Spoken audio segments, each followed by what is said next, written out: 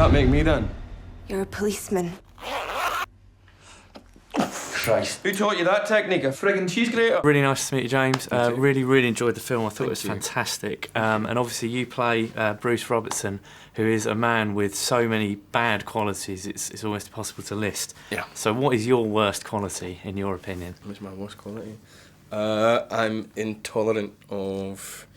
oh no, I'm not actually. What is my worst quality? Impatience. Not very patient at times. I think that drives some people in my life bonkers. Nothing else? Just that one? That's all I'm giving you, mate. That's good, that's good. And Bruce, your character, plays the games on his co-workers. Yeah. You know, where he kind of plays them off against each other. Have you ever done anything to get ahead in your career or played any pranks on your co-stars? Played pranks on my co-stars, yeah. I once left naked pictures of the entire cast in the props that were on stage, that one particular character had to go around opening all these little boxes, and inside every single box was naked pictures of me and the rest of the cast waiting for him.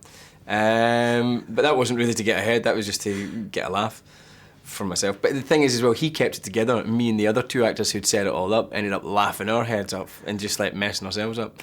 So, but no, I don't think I've ever rode over anybody else. That's good, that's good. I knew you were too nice for that. I don't think I have, anyway. There might be somebody out there who's going like, liar. But I don't know. What's the most extreme reaction that anyone's had to the screening yet? Do you know, were there any really bad bits that you filmed that had to be left out of the final cut?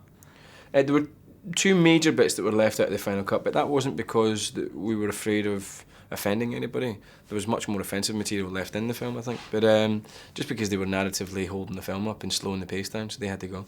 And unfortunately, one particular scene that lots of fans of the book really wanted to see, but it just took you away from what the narrative drive of the film was, which is his downwards journey. Sort of stepped outside that for a minute, and it was almost like a little episode on the side, which is about me having sexual relations with a dog at one point, which is nuts.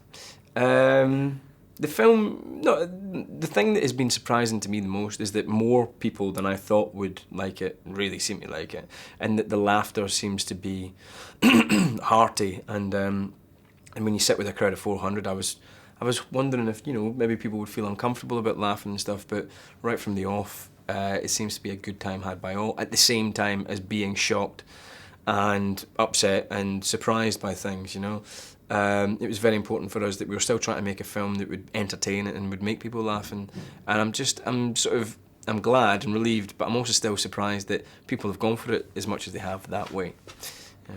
Cool. So after playing such a convincing sort of psychopath in this film, do you now think perhaps you were miscast in Last King of Scotland? You could have done a good Idi Amin. What do you think? Wow, what a transformation. I don't think they allow that anymore. I don't know, mate. I don't know. Like, I just think that I've done so much sort of stuff that's where you are in the position of the audience and you represent them, and it's just nice to be able to take somebody and go, look, this guy's an absolute demon. He's nothing like you. You can marvel at him, or you can like lambast him, or you can hate him, or you like, because he's so different.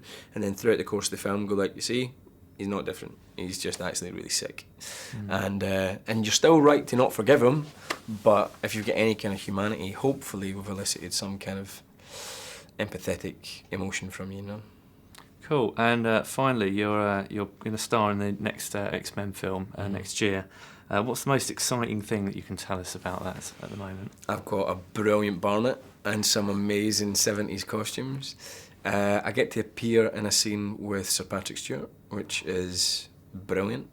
For me, anyway, it's brilliant, because I've always been a fan of his as Captain Jean-Luc Picard of the Starship Enterprise. So that'll be cool. And also just, you know, it's an amazing cast, an incredible cast, with, you know, Sir Ian McKellen, Hugh Jackman, Sir Patrick Stewart, Halle Berry, Anna Paquin. The list is massive, you know.